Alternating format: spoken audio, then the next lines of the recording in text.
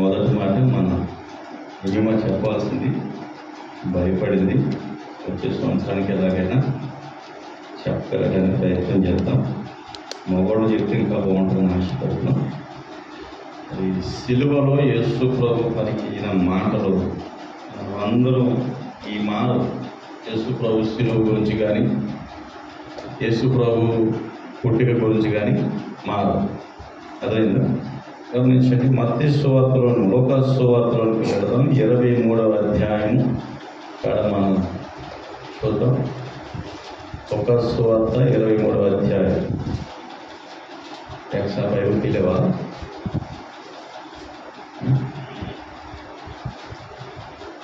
చూడండి, 23:34 కాడ మనం ఒక మాట చదువుకుందాం. లూకా సువార్త 23:34.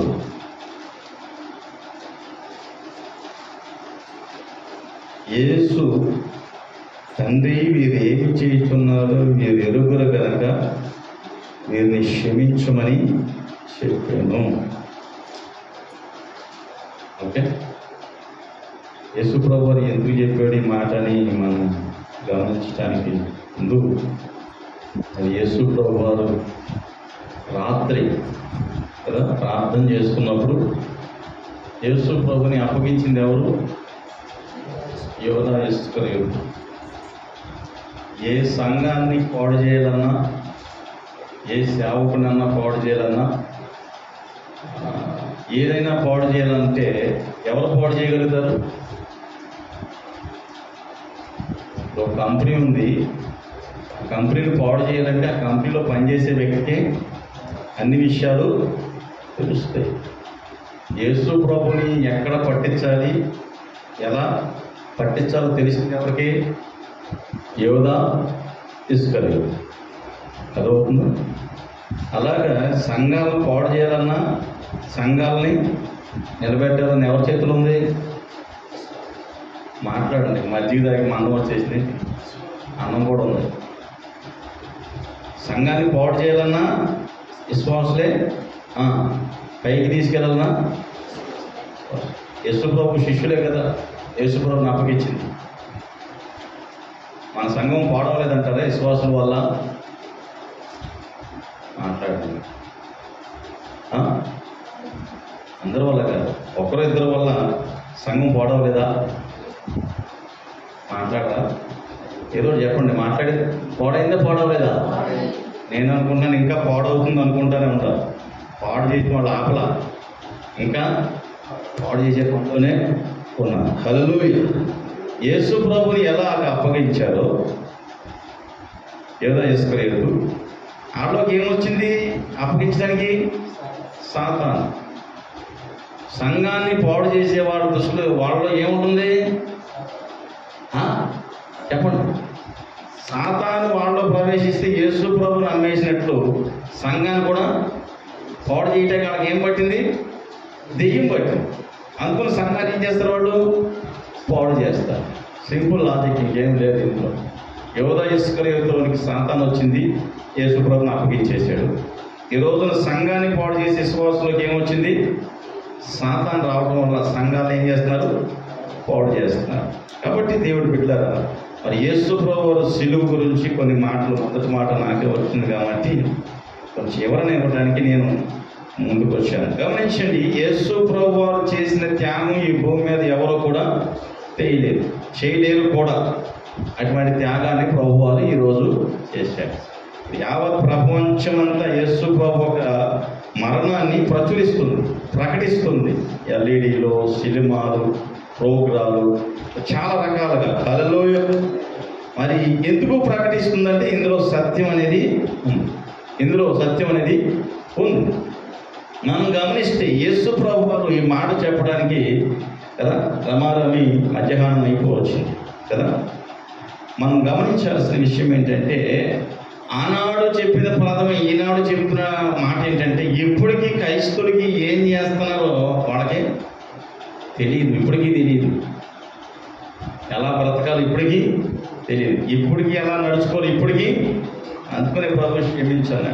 అక్కడ ఆయన వస్త్రాన్ని వాడు పంచుకుంటూ చూసి ఏం చేస్తారో తెలియదు, క్షమించున్నాడు. మరి యేసు ప్రభు సిలువ కదా, ఎంతమంది దగ్గర సిలువ ఉంది? ఇప్పుడు సిలువ మన చర్చి మీద ఉంది, మన చర్చిలో కూడా ఉంది, నా ఉంగరం మీద ఉంది, మీ మంగళసూత్రం మీద ఉంది. ఎక్కువ సిలువలు ఒకే చోట ఉంటాయి. ఎక్కడ? సమాధిలో ఉంటాయి ఎక్కువ సిలువ. హల్లెలూయా కదా.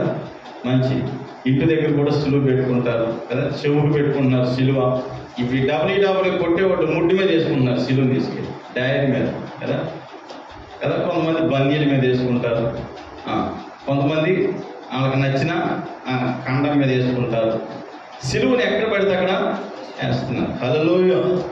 మరి సిలువ నీ జీవితంలో కూడా సిలువ అనేది ఒక గొప్ప వరం. హల్లెలూయా. మరి ఈ సిలువ నశించిపోయే వాళ్ళకి ఎరితనంగా ఉంటుంది, రక్షించబడిన మనకి నాకు తెలిసి మనకు కూడా ఎరితనంగానే ఉంటుంది. పెద్దగా తేడా తెలుస్తుందా? హల్లెలూయా. దేవుని శక్తి అంటే ఆ శక్తి వేరు. హల్లెలూయా. ఆ శక్తి అనుభవిస్తే ఆ శక్తి గురించి చేసే కార్యాలు వేరు, మనకు కూడా ఎరితనం అయిపోతుంది. గమనించండి, ఇక్కడ మనం చూడాల్సిన విషయం ఏంటంటే యేసు ప్రభువు రాత్రి అప్పగించబడ్డాడు. రాత్రంతా పిలాతు హేరోదు దగ్గరికి వెళ్ళడమే సరిపోయింది. రాగానే మా ఇమానియల్ బైబిల్ అంతా చదివి ప్రార్థన చేసేసాడు. యేసు ప్రభువు ఎక్కడ సిలువే కదా, ఎప్పుడు పట్టుకున్నాడు, ఎప్పుడు తీసుకెళ్ళారు పిలాతు, హేరోదు దగ్గరికి వెళ్ళి మొత్తం 7 మాటల ప్రార్థన కూడా చేసేసాడు. హల్లెలూయా. బాగా ప్రిపేర్ అయినట్టున్నాడు. దేవునికి స్తోత్రం. నేను అన్నాను, సిలువ మీద మాటలు చెప్పు కానీ యోనా గురించి ఇక చెప్పబాక బాబు అన్నాను. హల్లెలూయా. ఎందుకంటే 8 సంవత్సరాలను మర్చిపోకుండా ఉంటాం యోనా గురించి. దేవునికి మహిమ కలుగునుగా. హల్లెలూయా. అందుకే నేను కూడా ఇంతవరకు ఎవరు వినలేదు, అంత మంచి మెసేజ్ చెప్పాడు. దేవునికి స్తోత్రం. హల్లెలూయా. గమనించండి, అది యేసు ప్రభు వారు రాత్రంతా తీర్పు కదా, ఏ కోర్టు ఉండదు రాత్రులు. కానీ యేసు ప్రభుకి అన్యాయమైన తీర్పు. ఇప్పుడు క్రైస్తవుల జీవితాల్లో జరిగేవన్నీ అన్యాయాలు. ఇక్కడ మంచి ఫేమస్ అయిన ఒక పాస్టర్ మీద ఏదో కేసు పెట్టేసేది, తీసుకెళ్ళి జైలు వేసేసేది. ఒక మంచి పాస్టర్ తమిళనాడు, ఆయన మీద అత్యాచారం కేసు పెట్టి జైలు వేసేసారు. ఇప్పుడు ఫేమస్ అయ్యే పాస్టర్లందరూ తీసుకెళ్ళి ఎక్కడ వేస్తారు తెలుసా? జైల్లోనే. ఎందుకు వేస్తారో కూడా తెలియదు, ఏదో కేసు పెడతారు, జైలు వేస్తారు. ఇదే జరుగుతుంది. నన్ను ఒక ఆయన యూట్యూబ్ పెట్టి నువ్వు కూడా జాగ్రత్త అన్నా. నేనన్నా మాకు యూట్యూబ్ ఉండా, ఎవరో ఒకరు హైదరాబాద్ నుండి ఒక కుర్రాడు ఫోన్ చేసి నన్ను యూట్యూబ్లో యాడ్ చేయండి, నన్ను యాడ్ చేయండి అన్నాడు. సరే చేస్తానులే బాబు అని. హల్లెలూయా. నాకు ఆశ్చర్యం కలిగించే విషయాలు ఏంటంటే యూట్యూబ్ మనోడు చూడపోయినా బయటోడు బాగా, మనోడు చూడపోయిన బయటోడు బాగా చూస్తున్నారు. దేవునికి స్తోత్రం. హల్లెలూయా. గమనించండి, యేసు ప్రభువు రాత్రంతా తీర్పు అయిపోయింది. ఉదయం 6 గంటలకు శిక్ష మొదలైంది. 6 గంటలకు శిక్ష ఏమైంది? కొరడాలతో కొట్టడం జరిగింది, ముళ్ళ కిరీటం పెట్టడం, ఉమ్ము పోయటం, ఇవన్నీ జరిగినాయి కదా. ఏ ఒక్కటైనా మనం ఇందులో తీసుకోగలుగుతాం అంటారు యేసు ప్రభు శిక్షలో? కొరడాల దెబ్బలు తింటావా?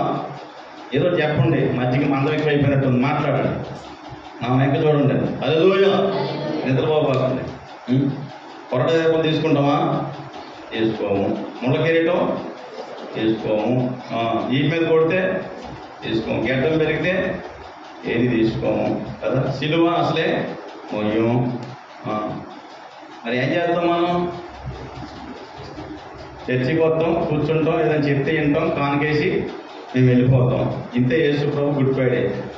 ఇంతేనా? ఇంతేనా? ఇదేనా? ఆదిమ సంఘాలు ఎందుకు డెవలప్ కాలేదు తెలుసా? నామకార్థ క్రైస్తవులు వచ్చామా, దండం పెట్టుకున్నామా, కానుకేసామా, రాష్ట్ర ప్రార్థన చేసాడా, వెళ్ళిపోయాడా, అయిపోయింది.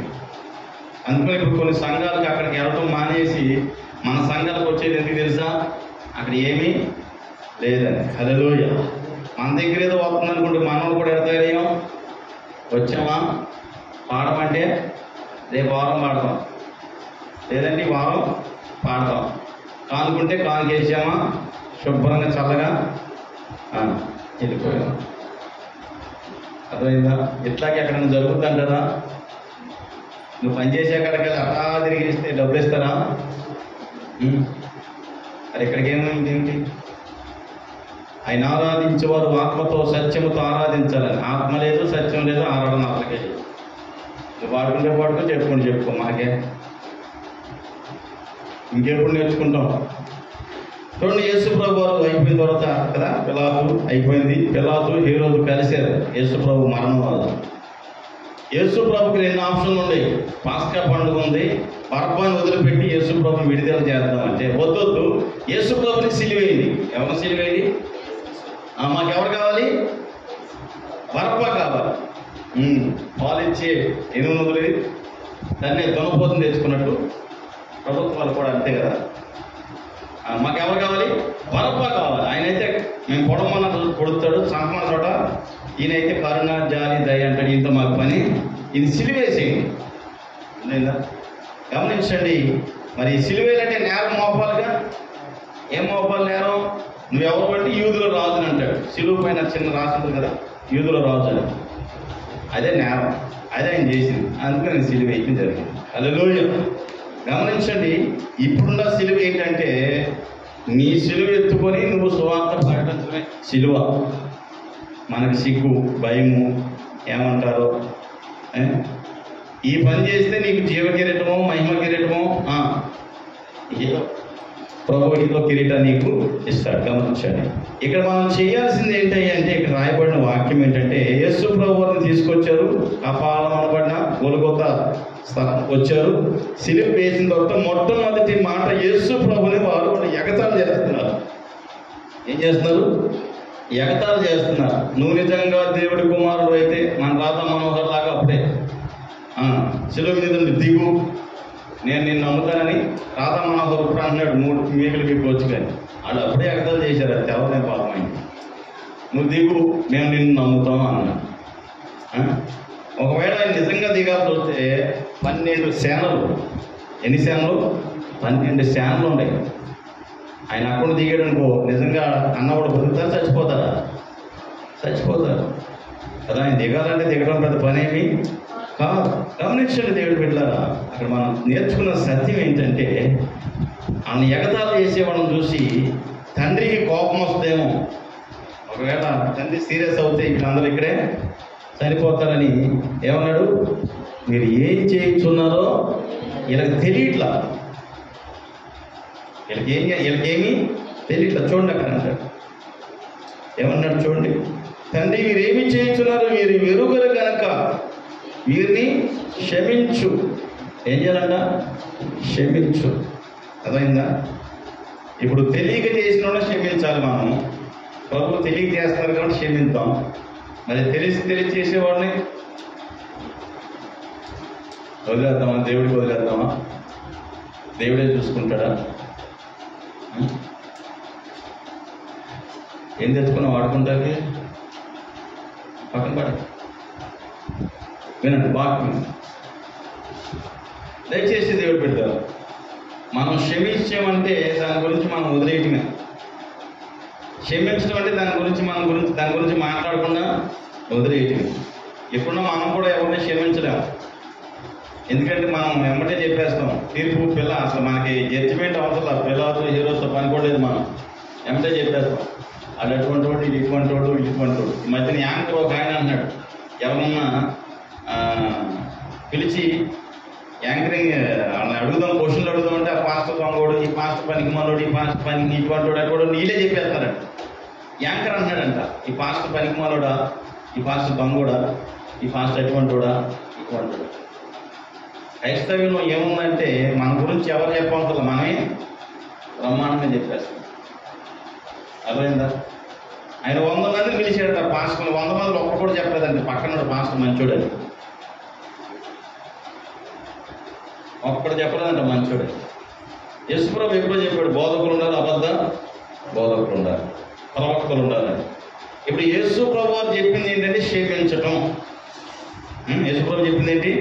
క్షమించటం. ఎవరిని క్షమించాలి అది కూడా తెలియదుగా. చూడండి, మత్తయి సువార్త 6:12 చదువుదామా? మత్తయి సువార్త 6:12.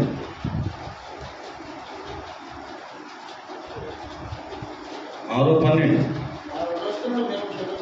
మా రుణస్థులను మేము క్షమించిన ప్రకారంగా మా రుణములను క్షమించు.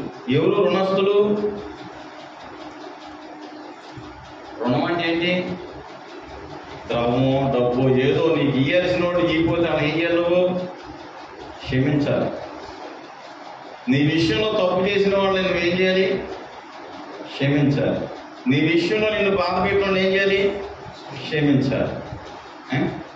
ఇలా క్షమించడం మనుషులకి చాలా కష్టమైన పని. క్షమించటం మనం వదిలేసిన క్షమించి ఆడు వదిలేసేదంటే ఇంకా కనపడలేదు లోకంలో. మీకు విషయం తెలుసుకోలేదు, నా ప్రాక్టికల్గా చెప్తున్నా. ఇలా పాపాన్ని ఇటు పోతారని మనం వదిలేసిన ఆడు మాత్రం మనల్ని వదలరు, గుర్తుపెట్టుకోండి. ఎందుకంటే వాళ్ళకి మన మీద అంత ప్రేమ ఉంది. ప్రజెంట్ లోకంలో మీరు ఎవరైనా తప్పు చేశారు, మిమ్మల్ని ఎవరైనా గుర్తేసానుకో, సారీ అని చెప్పేసి వెళ్ళిపోయానుకో, తప్పు నీదేరా తాగి గుర్తేశాను. తాగేసిన దాటే గుర్తేసింది కూడా అది తెచ్చి ఏం మాట్లాడే వాళ్ళని అప్పుడు మనం ఏం మాట్లాడతాం? మనకే కోపం అవుతుంది కాబట్టి మనం కూడా ఏదో మాట్లాడతాం. నువ్వు క్రైస్తుడు అయితే ఇలాగా మాట్లాడతావా? టీవీ పై మూర్తి వచ్చేస్తాడు మనం. ఒక సేవకుడు ఇలా మాట్లాడవచ్చా? గమనించండి దేవుడి బిడ్డ, మనం మాట్లాడితేనే తప్పు, మనం వరిస్తేనే తప్పు. అవతల ఎన్ని అరిసినా ఆ తప్పులు కావాలి. ఇవన్నీ కదా గాంధీకం, సంస్కృతం. క్రైస్తుడు మాట్లాడితేనే తప్పు. గమనించండి, ప్రభు ఏమన్నాడంట? మా రుణస్తులను ఎవరంట? నీకు ఎవరైతే రుణపడి ఉంటారో వాళ్ళు ఏం చేయాలంట? క్షమించి వదిలే. యేసు ప్రభు వాడు ఒకరికి 5,000 రూపాయలు క్షమిస్తాడు. వాడికి ఒకడు 500 ఇవ్వాల్సి ఉంటుంది. నీకు అర్థమయ్యే భాషలో చెప్తున్నా. వాడు నా 500 నాకు ఇస్తేనే అంటాడు. అదే టైంలో యేసు ప్రభు అట్లా వెళ్తాడు, వెళ్ళి ఎరా నీకు 5,000 క్షమించాను, 500 క్షమించలేవు అంటే, ఆహా 500 నాకు ఇవ్వాల్సింది, అయితే నువ్వు నాకు 5,000 ఇవ్వమన్నాడు. ఏది బాగుంది? కాబట్టి క్షమించడంలో ఇది ఒక పద్ధతి. రెండవది మత్తయి సువార్త 5:44 అక్కడే చూడు. 5:44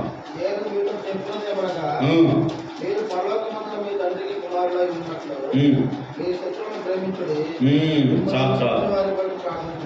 ఎవరు ఉంటారు మనకి? క్రైస్తవులకి శత్రువులు ఎవరు?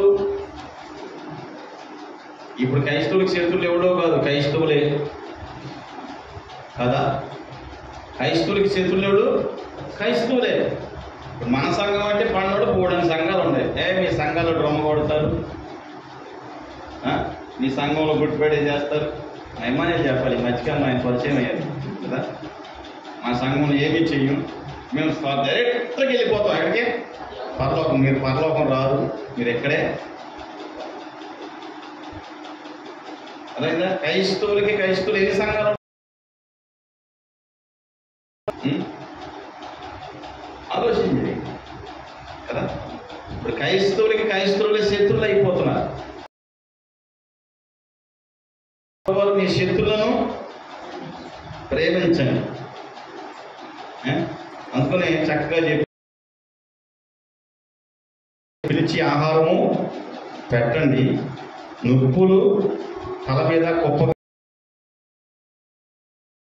దేవుడి బిడ్డ, దేవుని వాక్యం మనకి స్పష్టంగా సెలవిస్తుంది, శత్రువుని క్షమించడం. నేను చెప్తున్నా కదా, వాడు మాత్రం వదిలే సెక్షన్లో లేదు. శత్రువులు ప్రేమించమన్నాడు. యేసుప్రభు శత్రువులు ఎవరు? యేసుప్రభు శత్రువులు ఎవరు లేదా? పరిసయ్యులు, సద్దుకాయలు. ఎప్పుడు యేసుప్రభు తప్పు చేస్తాడా మనం పట్టుకుందాం, యేసుప్రభు ఏ తప్పు చేస్తాడా పట్టుకుందాం. బాగా తాగుపోతాడు, నిద్రపోతే ఇది యేసుప్రభు చేసిన తప్పులు.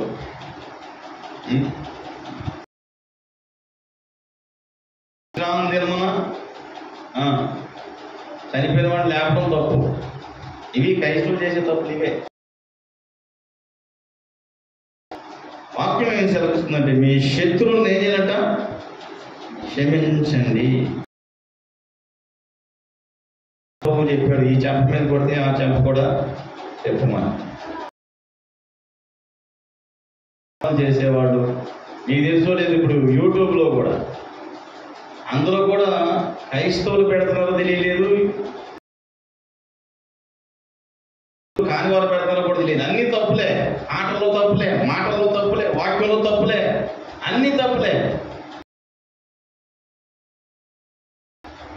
వాక్యం తెలియనోడు మాట్లాడి, వాక్యం తెలిసినోడు మాట్లాడి, వాక్యం రానోడు కూడా మాట్లాడి, ఏది మాట్లాడితే అది యూట్యూబ్ కాటి ఉందని అందరూ పెట్టేస్తారండి అందులో. ఇది విని చాలా మంది క్రైస్తవులు ఏది నిజమో ఏది అబద్ధమో తెలుసుకోక భక్తిలో పెరగటం అనేసి ఏమయ్యారు? భక్తిలో దిగజారు. ఆ చర్చిలో ఏమో అట్లా ఉంది, ఆ చర్చిలో ఏమో అట్లా చేస్తారు, మీరు ఎందుకు మా పొద్దున్నే 9 నుండి మధ్యాహ్నం వాళ్ళైతే 1 గంటే పెట్టారు పాస్టర్. ఆడ ఆనందం అది. 1 గంటకి అయిపోతారంటే అందరూ వస్తారు, గంట కొట్టుకుంటే వెళ్ళిపోతారు. మరి బైబిల్ ఉంది కదా, 6 గంటలు యేసుప్రభు శిలువ మీద ఉన్నాడు. మనం ఈరోజు పెట్టలేదుగా, ఒక 15 సంవత్సరాలమ్మా నేను ఈ చర్చి కట్టినట్టు పెట్టుకుంటాం. 6 గంటలు ఈ చర్చి కట్టక ముందే పెట్టాం ఆ షెడ్లోని. ఆ షెడ్లో కూర్చొని అట్టాగే కూర్చొని ప్రార్థన చేశాం. చెమట్ల గారి కింద కూర్చునేవాడు, సాపలు లేవు. అప్పుడే బాగుంది భక్తి. మ్యాట్లు వచ్చినాయి, ఫ్యాన్లు వచ్చినాయి, అన్నీ వచ్చినాయి. మా అన్న రాలేకపోతుంది నిజం. అప్పుడు ఏమీ లేవు. మా ఇంటి మన బాబు ఇంటి ముందు షెడ్లో ఏమీ లేవు. ఆరాధన చేస్తే గాజులు బయలుపోయి రక్తాలు కదా, గాజులు దిగిపోయి గోడ తడిసిపోయి రక్తాలు, ఆత్మ వచ్చి కొట్టుకుంటే గాజులు బయలుపోయి, గాజు లోన దిగిపోయి, అరిచేతులు దిగిపోయి, గోడ దిగి అయినా ఆరాధన చేశాడు. ఎప్పుడు?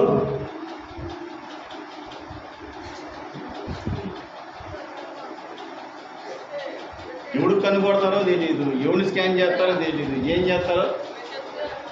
ఇదేం ఆరాధన నాకు తెలియదు. కొంతమంది ఇంకో పాట పాడతాడేమో, వదలడేమో, ఈరోజు బాగాలేదేమో, ఆయనకి పిచ్చెక్కిపోయినట్టుంది.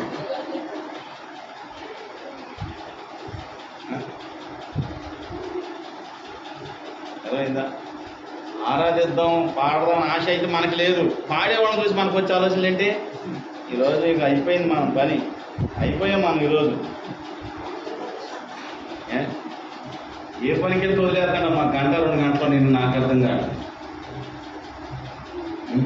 ఆలోచన చేయండి. అర్థమైందా? మన భక్తి ఏమైపోయింది తెలుసా? యక్షం అయిపోయింది. ఏమైపోయింది? యక్షం అయిపోయింది.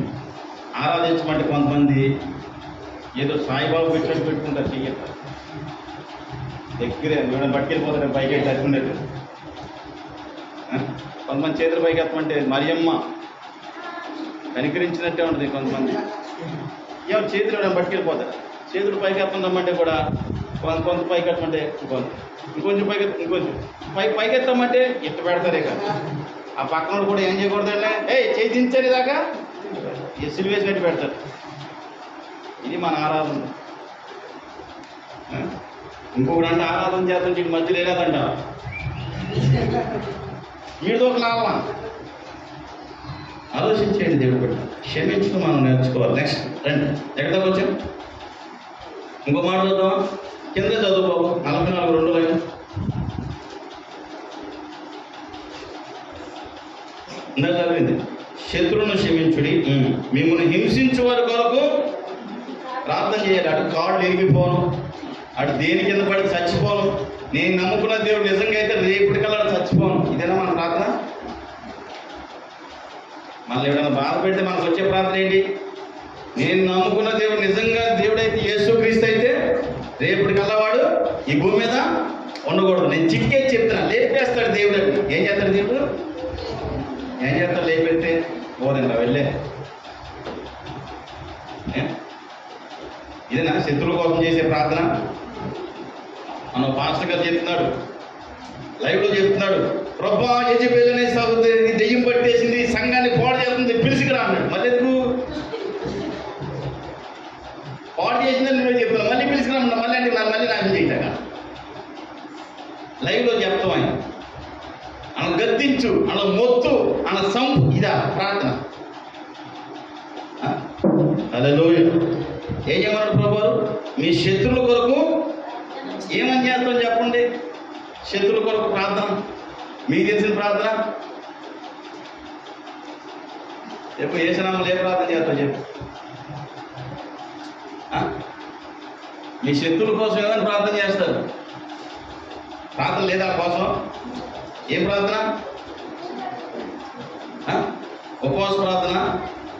ఏ ప్రార్థన చేస్తాం చెప్పండి? క్షమించమనే ప్రార్థన చేయి. హల్లెలూయా. ఏ ప్రార్థన? క్షమించు. అర్థమైందా? యేసు ప్రభు ఏం చేశాడ? తండ్రి మీరు ఏం చేయించున్నారో మీరు ఎరుగురు కనుక వీరిని. ఆడ కూడా తెలవట్లేదు ప్రభు, వాడు కూడా తెలుసుకుందంటే ఏం చేయి? క్షమించు. రెండేం చేసాడట? మా రుణస్తులను, తిరుగు పొరుగు వారిని కదా తీసుకొని కదా ఇవ్వటం కష్టం కదా, వాళ్ళని క్షమించు. మనల్ని హింసించే వారి కోసం ఏం చేయాలి? మనం ప్రార్థన చెయ్యాలి. అదే నేను చెప్తాను మీకు. కల్పనగర్లో ఏ లూసీ, ఏ స్పిరిట్, ఏ డెవిల్, ఏ లూసీ, ఏ డెవిల్. లూసీ అనేమో భర్తను పిలుస్తుంది లూసీ అని. ఇటు భార్యని అంటాడు ఏ devil come, devil come come.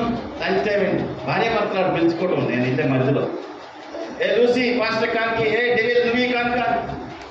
ఈ దెయ్యాలు నాకు కానుకలు ఇవ్వద్దుగా, నేనే మీకు ప్రార్థన. సీనియర్ మోస్ట్ ప్రభుని నమ్ముకున్నాను. ఎవరో తెచ్చుకెళ్తారు. నేను అన్నాను అమ్మ ముందు మీరు మారండి, తర్వాత నువ్వు రక్షణ పొందే ముందు నువ్వు రక్షణ నువ్వు పొందుకో. చాలామంది క్రైస్తవుల ప్రవర్తన చూసి, చాలామంది క్రైస్తవులని చెప్పుకొని నామకార్థంగా జీవించే వాళ్ళని చూసి ఈ రోజున క్రైస్తవులు కూడా ఏమైపోయారు?